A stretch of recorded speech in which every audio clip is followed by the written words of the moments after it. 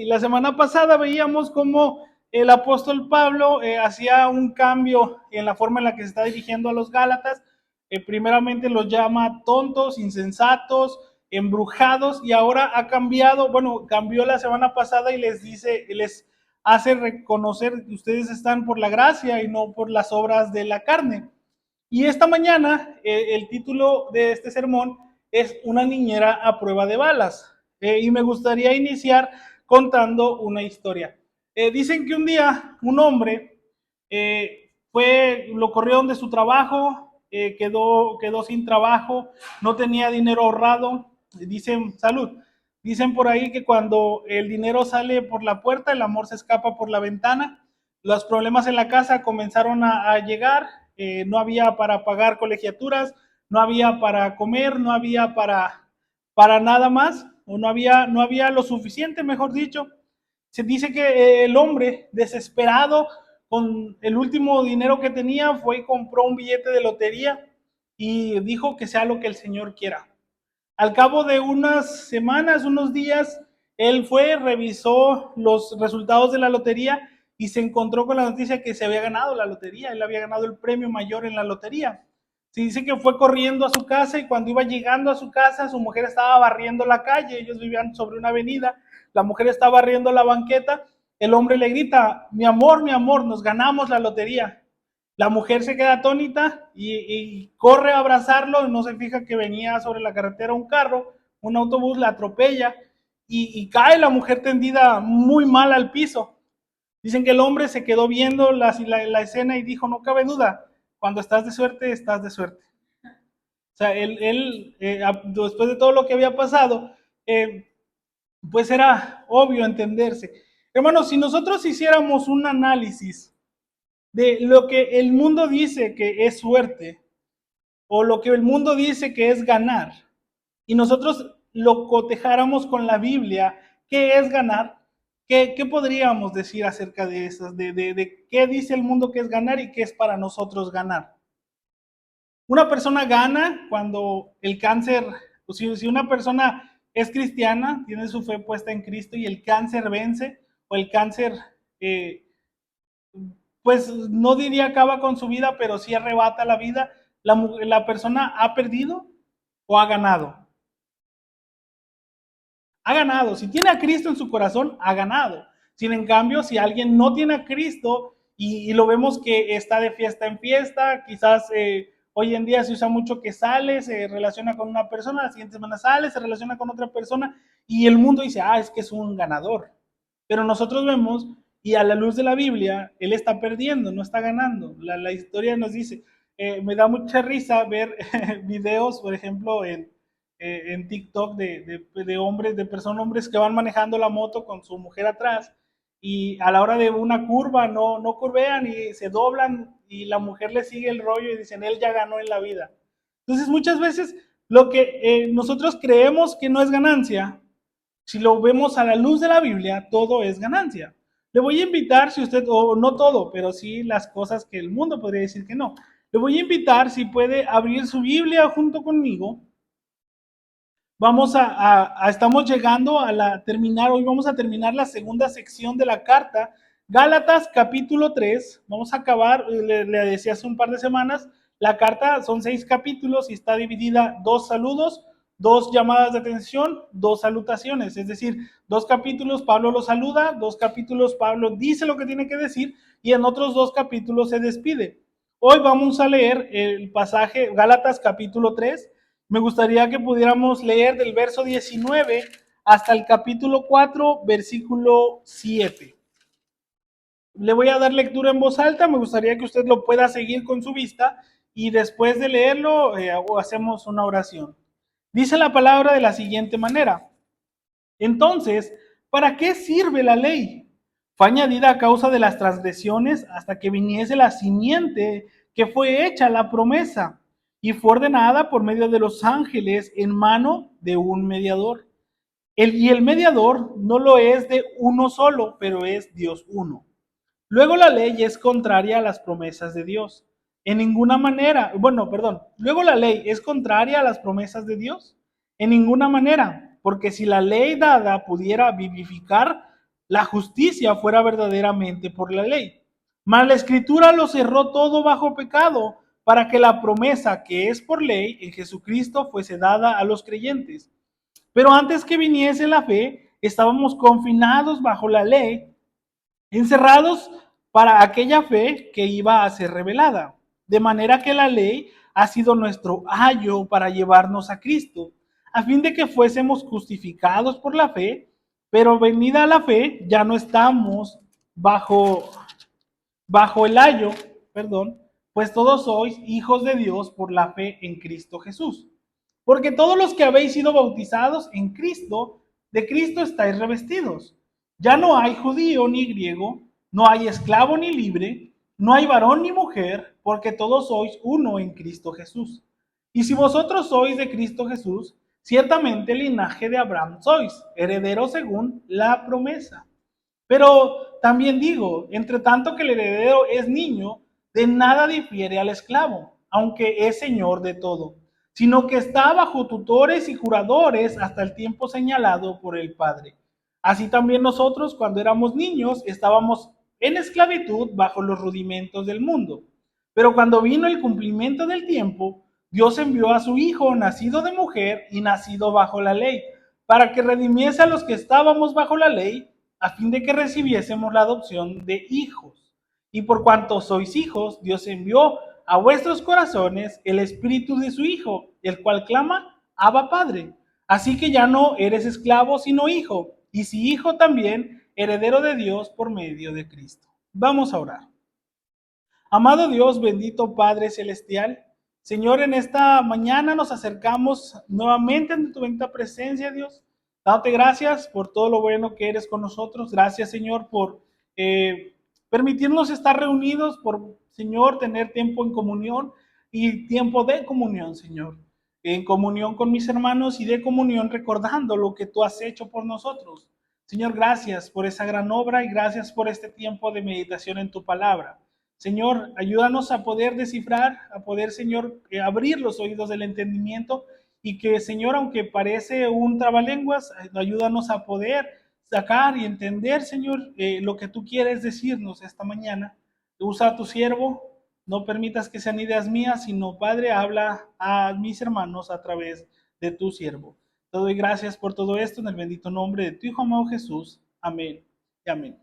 Hermanos, no me gustaría ser redundante ni estar bajo un mismo concepto, pero es importante para mí que todos podamos entender qué es lo que estamos leyendo. Lo que acabamos de leer, personalmente me parece un trabalenguas. Pablo dice, estás por la ley, pero no por la ley, pero la ley estuvo ahí y es un ayo, pero ya no es un ayo, es decir, nos regimos bajo ella, pero ya no nos regimos bajo ella.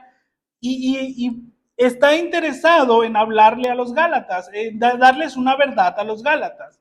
El pasaje que acabamos de leer tiene una importancia muy significativa. Primero, como hemos venido haciendo hace un par de semanas, extendiendo el contexto general de la carta. Pablo se ha puesto, y voy a ser repetitivo Pablo se ha puesto como propósito contrarrestar la influencia judaizante que imperaba en la iglesia. ¿Por qué voy a hacer, por qué me interesa repetir esto, hermanos?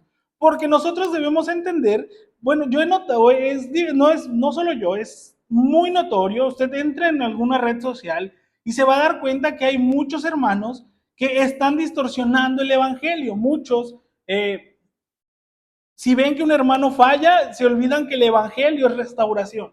Y si un hermano ha fallado, en vez de ir y restaurar, en vez de ir y apoyar, los hermanos lo condenan y le dicen, no, es que él no es cristiano, o él ha pecado por esto y Dios no ve bien esto. Y se ponen en un concepto de Dios cuando Dios mismo nos acepta tal y como somos. Obviamente hay cosas que vamos a dejar de hacer, pero hoy por hoy no hay pecado que nos pueda separar del amor de Dios. Pablo lo dice en Romanos, ¿qué nos va a separar del amor de Dios? Hambre, tribulación, angustia, desnudez, peligro, nada nos va a separar del amor de Dios. Pero hay hermanos que dicen que sí te puede separar del amor de Dios. Por otro lado, hay otros que se han esforzado en decir que en la apertura al reino es el diezmo y que en base a cuanto tú diezmes es cuanto más se te va a abrir la puerta del cielo.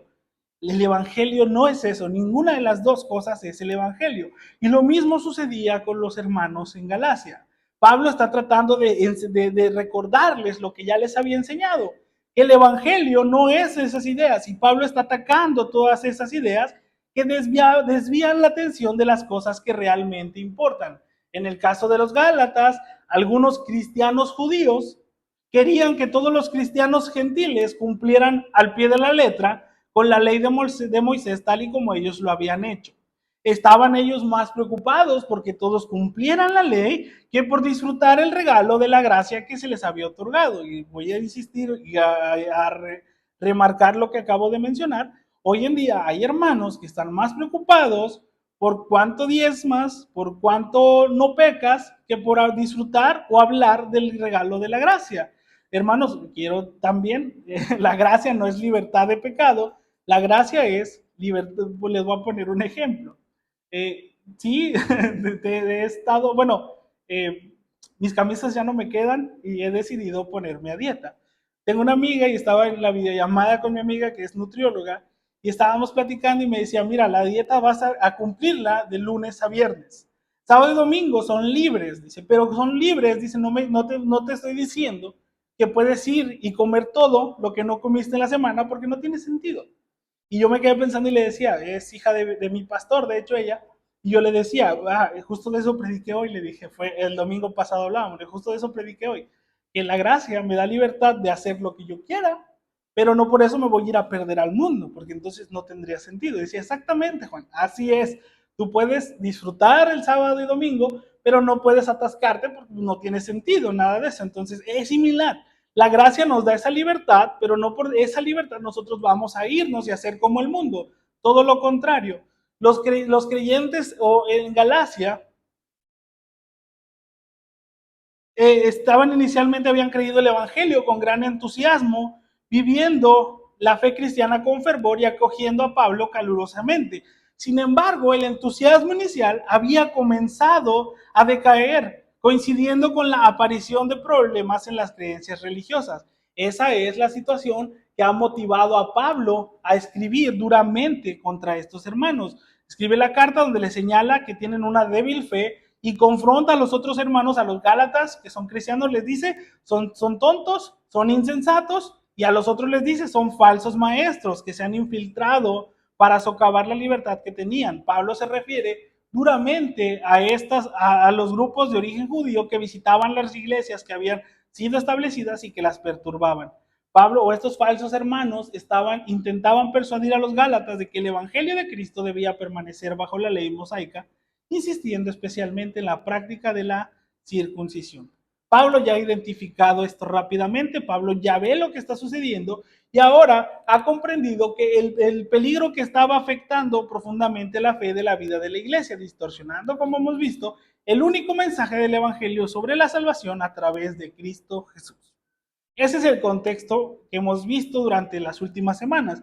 Pero el pasaje que acabamos de leer, y me gustaría centrarme en los últimos versículos que leímos del capítulo 4, Pablo menciona que Dios ha enviado a su Hijo por razones importantes. Primero, dice que envió a su Hijo para que redimiese a los que estaban bajo la ley. Note eso. Pablo no incluye un sacrificio de Cristo por toda la humanidad, pero se hace una referencia que la esclavitud que traía la ley. Cristo libró a aquellos que estaban bajo la esclavitud de la ley, y aunque Pablo se está refiriendo a la ley, el concepto es igual tanto para cristianos como para judíos. Hermano, cómo la ley guiaba a las personas es muy sencillo. Por ejemplo, todos tienen, o bueno, los hermanos tienen niños chiquitos, ustedes han tenido niños chiquitos o más chiquitos, pero note, a la edad de Antonio quizás, a la edad de Fer, ellos andan empezando a caminar. Yo, bueno, cuando llegué, Fer no caminaba. Ahorita ya ha comenzado a caminar y lo primero que Fer hace es correr a los contactos y querer jugar, querer menear todo lo que está conectado. ¿Y qué pasa si se deja a Fer que haga lo que quiera? Le va a dar una descarga. Si Fer toma un tenedor, va y pica el contacto, Fer va a electrocutarse. Eso, y tiene que llegar Angélica y decirle, hey, Fer, tú no puedes jugar eso, y la toma, la carga y la aleja de ahí. Pero ahora que Bárbara ya está grande, Bárbara sabe el peligro que hay y ya sabe que no tiene que ir. La ley es similar. La ley le decía a los judíos, mira, tú tienes que guardar el sábado, tú tienes que abstenerte de estos alimentos, tú tienes que circuncidarte, tú tienes que... O sea, había no solo 10 mandamientos, hermano, había 625 leyes que los judíos debían guardar. Y dice la Biblia que si una la quebrantaban, eran culpables de toda la ley. Imagínense lo difícil que era. Entonces Pablo les dice, ya no hay una ley a prueba de balas, ya no hay una ley que te diga por dónde tienes que ir, ya no hay una ley que sea tu niñera. Ahora la gracia, tú por gracia ya no vas a hacer lo que antes hacías. Eso era lo que Pablo estaba diciendo. El pecado del hombre traía maldición y esclavitud. Y fue Cristo quien murió para librarnos de la maldición y de la esclavitud, para hacernos hijos de Dios. Hermanos, esto no quiere decir que primero somos hijos de Dios y después de un periodo de tiempo viene el Espíritu. Pablo, lo que Pablo ha tratado de decir a lo largo de la carta es que nosotros, al ser hijos de Dios, al aceptar a Cristo como nuestro Salvador, también recibimos, y lo dice aquí, a un Espíritu que nos ayuda a clamar Abba Padre. Ahorita vamos a ver el concepto de lo que Pablo está hablando. Cuando una persona cuando una persona se convierte, es hijo de Dios y Dios le da al Espíritu Santo. Y es el Espíritu Santo que viene al creyente y dice Pablo, puede clamar Abba Padre. Hermanos, el concepto de Abba Padre, muchas personas lo han dicho que significa papito. Es como si un niño clama y le dice Toño, no sé cómo se refiere a él, pero papito le dice Toño. Pero el concepto va mucho más allá, porque no es solamente el cómo un niño pequeño se refiere a su papá. Piense usted en un niño pequeño, piensen en Antonio de 3 años, 2 años tiene Antonio, 3 años, y en la noche se levanta asustado porque ha tenido una pesadilla. Y lo primero que hace es buscar a Manuel buscando el refugio en Manuel por la pesadilla que acaba de tener. Lo que Pablo acaba de decir es que nosotros podemos ser ese niño pequeño que cuando sentimos la angustia podemos correr ante nuestro Padre y vamos a recibir la consolación que un padre le daría a su hijo de 3 años que acaba de tener una pesadilla. Se nota lo grandioso. Personalmente me encanta, porque en un mundo o en una actualidad donde los sentimientos son un vaivén, donde suben y bajan, donde a veces nos sentimos bien, donde a veces nos sentimos mal, donde hay un sinfín de cosas que pueden mover nuestro estado de ánimo, nosotros siempre podemos encontrar refugio en Cristo Jesús. Si nuestros corazones claman así, sabemos que somos hijos y que toda la herencia de la que Pablo habla es de la gracia, es nuestra. Para Pablo, el que gobernara su vida por la esclavitud de la ley, o quien dejaba que la ley gobernara su vida por la ley, era todavía un niño. Y el que había aprendido el camino de la gracia, había llegado ya a ser una persona madura, adulta en la fe y cristiana en la fe también. En la ley, en la ley, perdón, es la ley, en la ley hay esclavitud, pero en el Evangelio hay libertad. Como hijos, como fue señalado por nuestro Padre Dios, que somos herederos de todas las bendiciones espirituales. Esta posición en Cristo no fue por nuestros méritos, eso es algo que hemos visto y es algo que debemos entender. No es en nosotros ser aceptados como hijos de Dios, no es por algo que hayamos hecho, sino es por lo que Cristo ya hizo por nosotros en la cruz. Pablo presenta ahora Pablo presenta el resultado de la obra en el Espíritu en nuestros corazones en el versículo 7. Pablo dice, así que ya no eres esclavo, sino hijo, y como eres hijo, Dios te ha hecho también heredero. Cristo ha redimido, ha comprado nuestra libertad de la esclavitud y ya no hay quien nos detenga. Hermanos, es importante entender algo, perdón. En la ley romana, que es donde Pablo está escribiendo, es el concepto de ley que todo el contexto en el que Pablo está escribiendo, todos entienden esto. Pero la ley romana estipulaba que un hijo adoptivo tenía derecho de heredar solo si el hijo natural, es decir, el hermano que no era adoptado, lo permitía. Por lo que nuestra herencia, piense esto, Cristo es el hijo natural, Cristo es el hijo de Dios.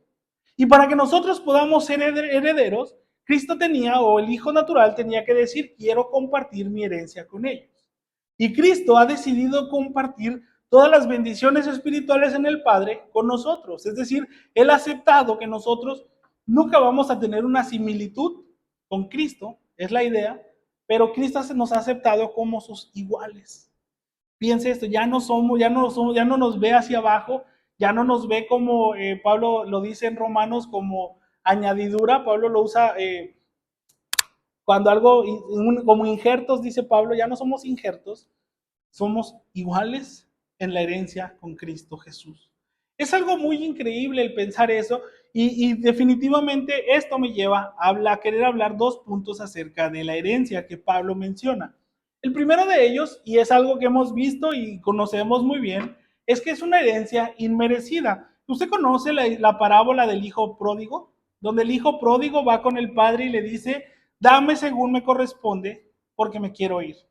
Para empezar esto, bueno, la parábola se sitúa en un contexto meramente humano. Pero ¿qué pasaría, hermanos, si nosotros fuéramos con Dios y le dijéramos, Dios, yo no quiero, o ya no quiero, bueno, se dice que lo que el hijo pródigo le está diciendo a su padre, le está diciendo, ¿sabes qué? Muérete y dame lo que me corresponde, porque está pidiendo que se le adelante la herencia. La herencia solo se les daba cuando el padre moría, y si él está pidiendo, le está diciendo al padre, muérete, yo quiero que me des lo que me toca. ¿Qué pasaría si nosotros fuéramos con Dios y le dijéramos, Dios, ya no queremos ser más, ya no quiero ser más tu hijo, ya no quiero estar más bajo tu dominio, quiero que me des como me corresponde? ¿Qué nos tocaría de parte de Dios? Se ha puesto a pensar, yo lo he pensado mientras estaba escribiendo y decía, Dios me libre el día que yo le diga a Dios, dame como me corresponde, porque ese día va a ser trágico. ¿Qué recibimos si le pedimos al Padre lo que merecemos? Una de las mayores verdades que debemos entender, hermanos, es que el poder ser parte de tal herencia no es por algo que nosotros podamos hacer o que hayamos hecho, sino o podamos ganar, sino por el grandísimo amor que Dios tiene para con nosotros. Esta herencia siempre se presenta como un acto de gracia de Dios hacia la humanidad, y eso significa que es un regalo que no podemos ganar ni merecer por nuestras propias acciones u esfuerzos. Esto es el regalo de Dios que nos ofrece a pesar de nuestras fallas y pecados. Regreso al punto, si alguien ha dicho que nosotros tienes o que tienes que ser bueno para venir a Dios, no conoce el Evangelio. El Evangelio no te pide que seas bueno para venir. El Evangelio te pide que vengas y cuando conoces el Evangelio, comienzan las cosas buenas, pero no hay nada que nosotros podamos hacer para merecer. En Efesios, por ejemplo, Pablo en Efesios capítulo 2, versículos del 8 al 9, menciona que somos salvos por gracia, lo que implica que no hay nada que nosotros podamos hacer para ganar ese favor. Pablo lo dice en Efesios capítulo 2, déjeme se lo leo brevemente. Efesios capítulo 2, versículos 8 y 9, dice, porque por gracia sois salvos por medio de la fe. Esto no de vosotros, pues es un don de Dios, o es algo que proviene solamente de Dios, no por obras para que nadie se gloríe. Y el versículo 10, porque somos hechuras suyas, creados en Cristo Jesús para buenas obras, las cuales Dios ha preparado de antemano. Es decir, no hay nada bueno en nosotros, o no había nada bueno en nosotros, no hay nada bueno en nosotros y no habrá nada bueno en nosotros, solamente somos salvos por medio de la obra, el amor, la misericordia que Dios ha tenido para con nosotros a través de Cristo Jesús. Pablo nuevamente en Romanos capítulo 3, versículo 23, dice que todos hemos pecado, y por cuanto todos pecaron y están destituidos o separados de la gloria de Dios. Eso significa, hermanos, que por nuestra naturaleza humana no podemos alcanzar la perfección que Dios exige. La salvación entonces se convierte en una necesidad y Dios es quien provee el camino para que nosotros podamos ser reconciliados con Él. Hermanos, bueno, no sé si les he contado esto, yo en el colegio, el último año, el último semestre que estuve en el colegio, empezó a divulgarse dentro de el estudiantado, todo el cuerpo estudiantil, la idea de que un cristiano ya no debe pecar. Y varios escucharon y creyeron eso. Y yo me acuerdo que yo escuchaba y yo siempre traté de mantenerme al margen de los debates porque no se me hacía algo que no me llamaba la atención. Pero recuerdo que un día estábamos barriendo el auditorio, estábamos haciendo algo en el auditorio y yo me acerqué a un grupo de hermanos, de compañeros que estaban ahí y estaban debatiendo. Y en cuanto yo llego, un chavo agarra y me dice como para tentarme, Juan, ¿pecamos o no pecamos? Y yo le digo, ¿qué dice la Biblia? Esa es mi respuesta, ¿qué dice la Biblia? Es que la Biblia dice que no, bueno, y trató de, bueno, la Biblia dice que, por ejemplo, en Juan, en primera de Juan, dice que, hijitos, si alguno entre vosotros dice que no peca, el tal es mentiroso y hace a Dios mentiroso. Es decir, que todos pecamos. Y el capítulo 2, versículo 1 dice, y hijitos, estas cosas os escribo para que no pequéis, pero si alguno pecare, recuerden que abogado tenemos con el Padre a Jesucristo el justo. Entonces, ¿pecamos o no pecamos? Le digo, ahora, ¿Jesús qué vino a hacer? Jesús no vino a abrogar la ley. Jesús vino a subir la ley, porque antes, para ser culpable de adulterio, le digo, tú tenías que ir y revolcarte con una mujer. Pero Cristo ahora dice que con solo verla y codiciarla ya adulteraste con ella en tu corazón.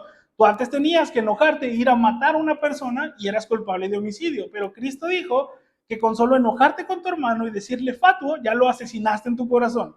Entonces, ¿pecas o no pecas? Y se quedó el muchacho así y volvió a ver a otro que estaba ahí y le digo, Beto, y el hombre, el hermano era casado, ya dije, bueno, digo, Beto, tú, si vas en la calle y pasa una mujer muy guapa, ¿no la volteas a ver? Y si yo quisiera, dice, quisiera no, dice, y me arrepiento y me amo a mi esposa, dice, pero no puedo evitarlo. Luego entonces me dirijo al chico y le digo, ¿pecamos o no pecamos?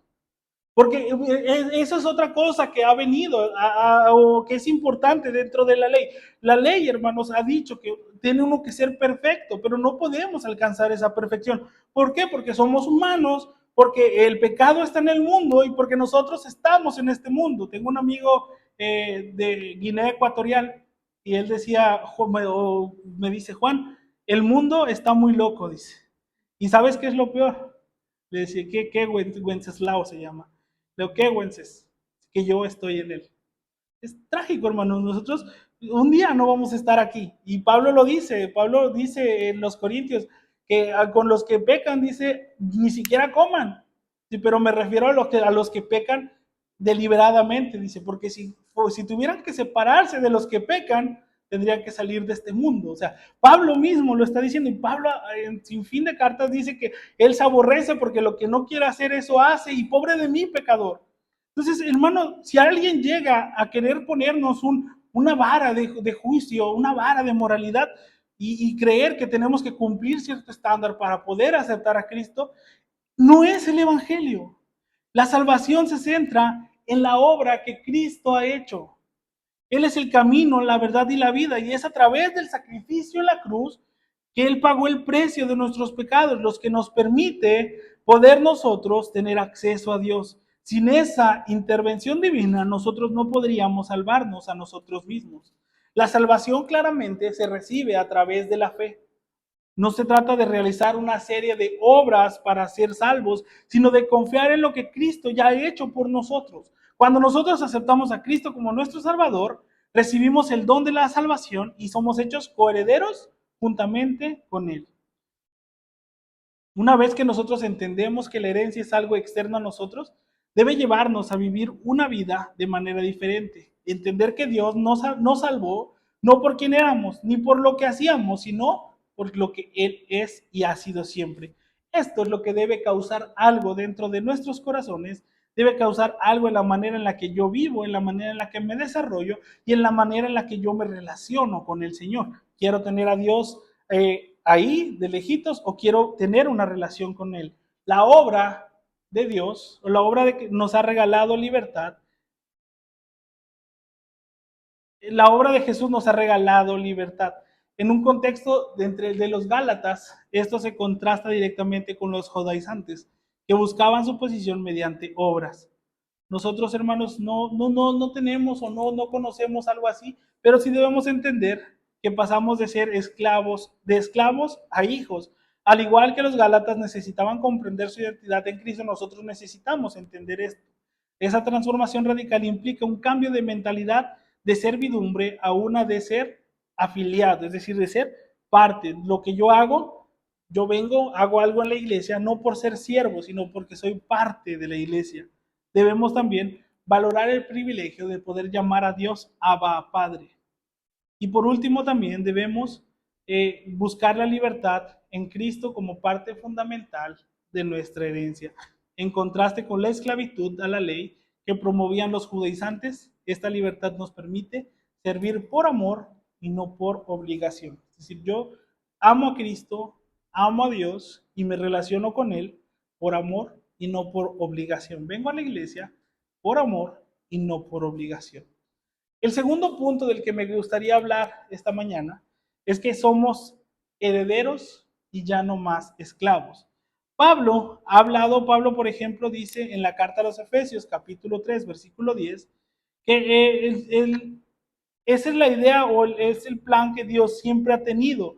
El pensamiento en torno al cual se estructura la epístola de los Efesios es la unidad de la iglesia y toda la creación bajo el gobierno de Cristo resucitado, en quien se han de reunir todas las cosas en el momento del cumplimiento de los tiempos. Este, dice Pablo, es el propósito de Dios.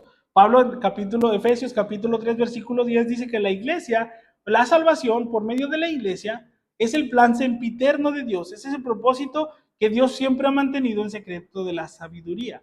El propósito del Padre es que cada creyente sea transformado a la imagen de su Hijo. De ahí la necesidad de que el Espíritu, como dice Pablo, el Espíritu del Hijo se reproduzca en el Hijo, en el creyente. De este modo, es la operación transformadora y regeneradora del Espíritu, hace trascendente al Hijo de la vida de cada creyente. En un sentido pleno de la misión, el Hijo nos concede, bueno, en un sentido pleno, la misión del Hijo concede al creyente los derechos de adopción y la misión del Espíritu es capacitarnos para que los podamos usar. Mediante el envío del Hijo, Dios nos concede, mediante el envío del Hijo, Dios nos concede la condición de hijos, pero el carácter y las formas propias del Hijo son posibles solo por la acción del Espíritu que es enviado. Lo hemos estado viendo los miércoles también, y es eso, nosotros llegamos en una condición, pero el Dios no nos deja en esa condición, sino que Él envía al Hijo, envía al Espíritu para que nos transforme día con día. La salvación por obras o del Hijo no sería eficaz sin la operación del Espíritu Santo, que regenera al pecador y que produce un cambio sustancial en la vida, porque deja uno de vivir en la carne y pasa a vivir bajo el poder del Espíritu. ¿Yo batallo con algo? Sí, todos batallamos, pero yo batallo cada día menos, no por mis fuerzas, sino porque el Espíritu trabaja junto conmigo. Es un trabajo mutuo que el Espíritu hace y es un trabajo que solamente puedo recibir mediante la obra de Cristo, mediante el bautismo en el Espíritu. El cristiano ha sido libertado por el poder de la carne, habiendo crucificado la carne con sus pasiones y sus deseos. La cruz ha operado en todo cristiano como poder liberador sobre la carne que antes esclavizaba. Hermanos, una herencia de salvación ha sido una decisión que nace no de hace un par de miles de años, sino que Dios había provisto desde la eternidad de los tiempos. Se dice, y me encanta pensar, el hermano se llama Jack Cottrell, y él decía, mientras hablaba de los atributos de Dios, él dice que Dios, y es algo que debemos entender, que Dios es ajeno a nuestra línea temporal, a nuestra línea de tiempo. Es decir, Dios no se maneja en nuestra línea. Para Dios, pasado, presente y futuro suceden en un mismo momento. Pero el hermano decía, basándonos en Efesios capítulo 3, versículo 10, dice que la iglesia ha sido el plan sempiterno de Dios. Es decir, que desde el principio de los tiempos, Dios había visto cómo iba a salvarnos a través de Cristo. Y el hermano dice, que nos imaginemos a la junta antes de la creación. Antes de él, en el principio creó Dios los cielos y la tierra. Antes de eso, se imagina a Dios Padre, Dios Hijo y Dios Espíritu Santo habitando en el mundo, en el todo y en la nada. Y planeando crear, dice el hermano, para hacerlo personal, dice, y planeando crearte. Sí. Y de repente, en su línea temporal, ven Génesis 3. Ven que van a crear al ser humano y en Génesis 3 el humano va a caer. Y a raíz de eso va a ir pecado tras pecado tras pecado. Va a haber la historia de los jueces que fueron de mal en peor, en peor, en peor. Va a haber la historia del pueblo de Israel, entre los profetas, que fue exactamente lo mismo. Y si van a ver todo, te van a ver a ti, dice el hermano. Te van a ver con todos tus fallos. Te van a ver que el domingo vienes, te gozas, le entregas tu vida al Señor o dices ya no hacer cosas y en la semana vuelves a hacerlas. Si van a ver todo eso, y si el hermano, yo me imagino a los tres viéndose y dicen, ¿cómo ven? ¿Lo hacemos? Dice, y el padre diciéndole al hijo, pero vas a tener que ir y vas a tener que morir por ellos.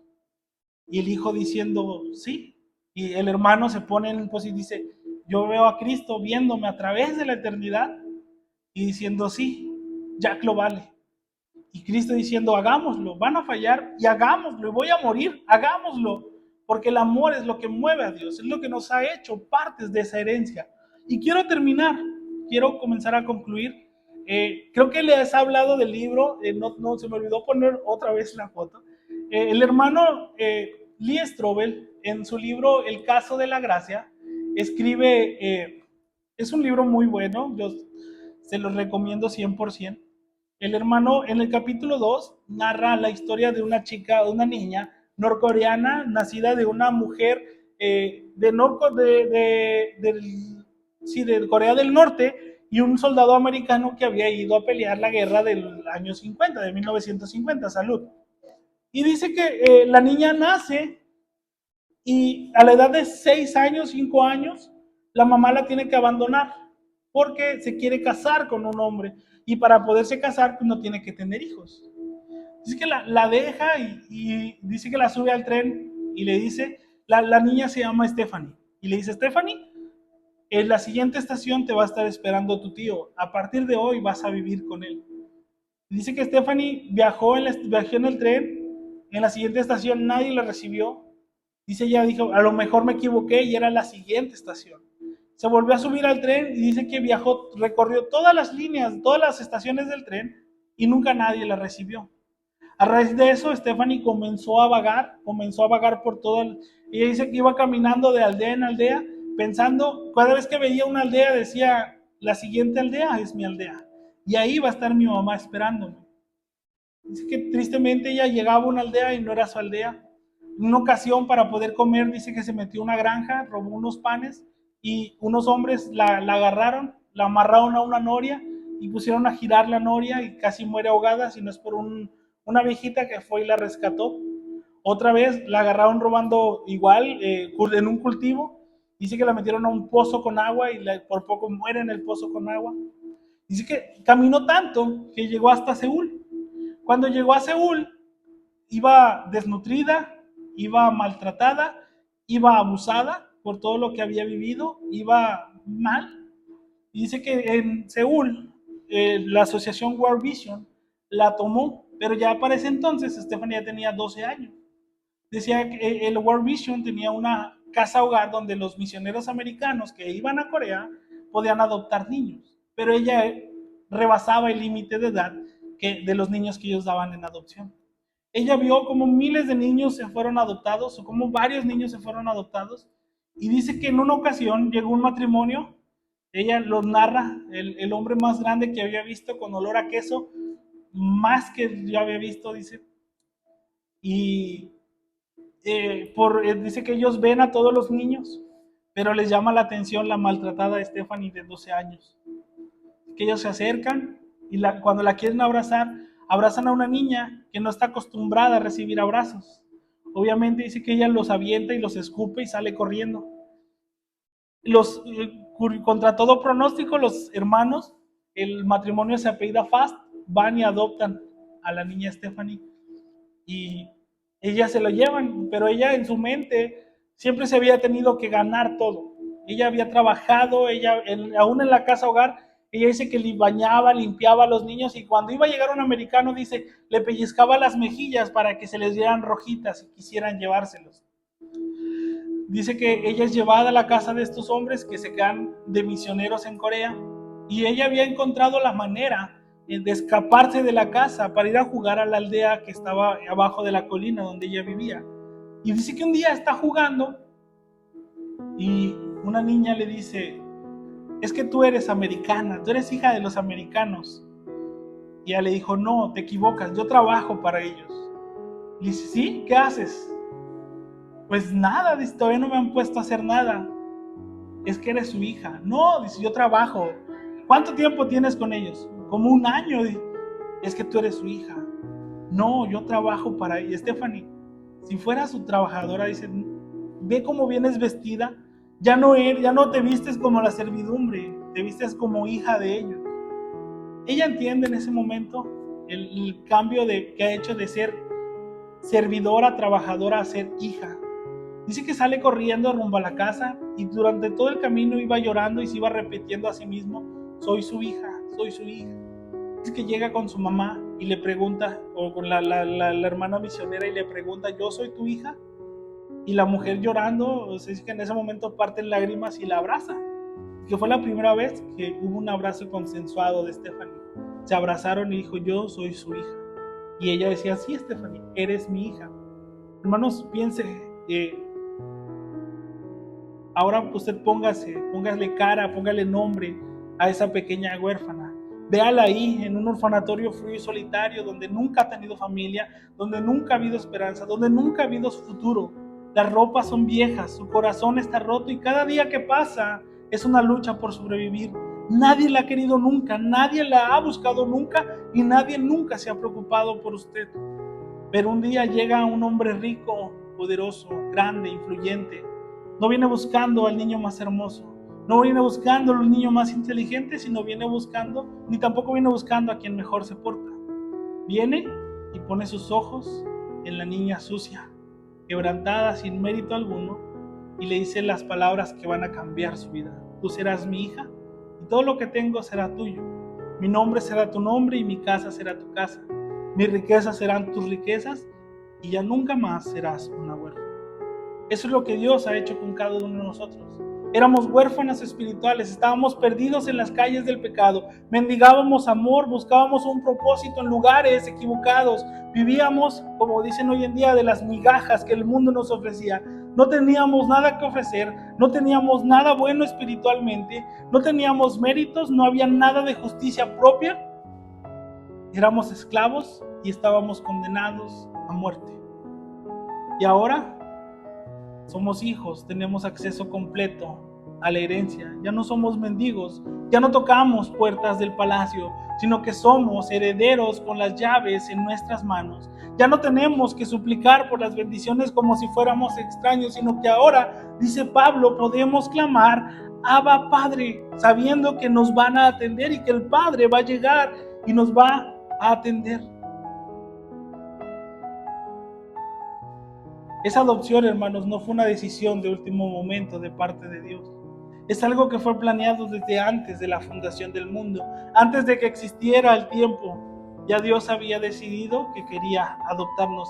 Antes incluso de que nosotros pecáramos, Dios ya había visto la solución.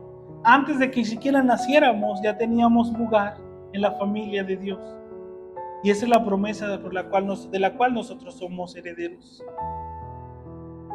Hermanos, yo sé que hay entre nosotros cristianos o personas que estamos viviendo por debajo del privilegio.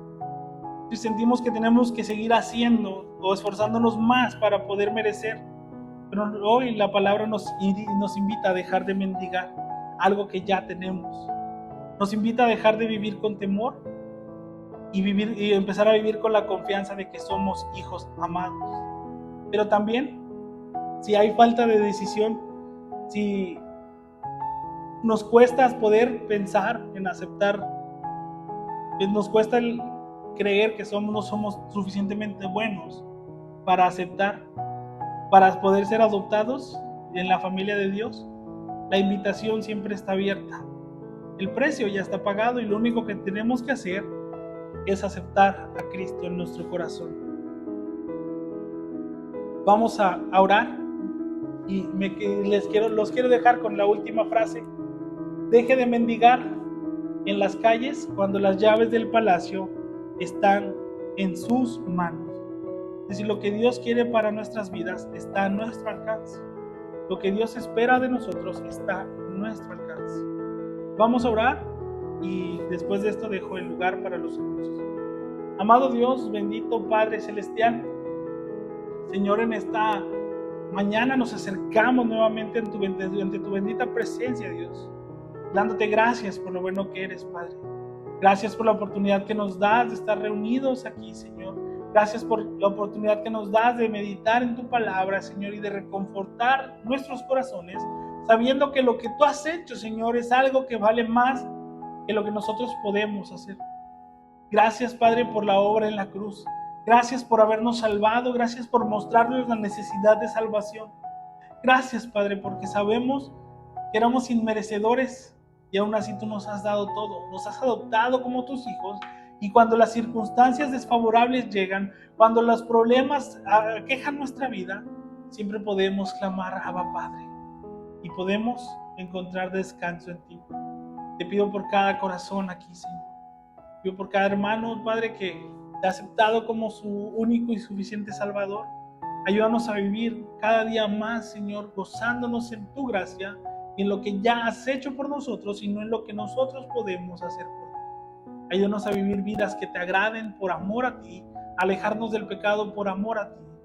Padre, y si todavía hay dudas en los corazones, si todavía batallan, hay hermanos que batallan con aceptar, pido, Padre, que seas tú quien mueva las circunstancias, que, Padre, tú convenzas de pecado, tú convenzas de esa necesidad tan grande que es la salvación que solamente tú nos puedes dar. Te doy gracias por todo esto, Señor, en el bendito nombre de tu Hijo amado Jesús. Amén y amén, Señor.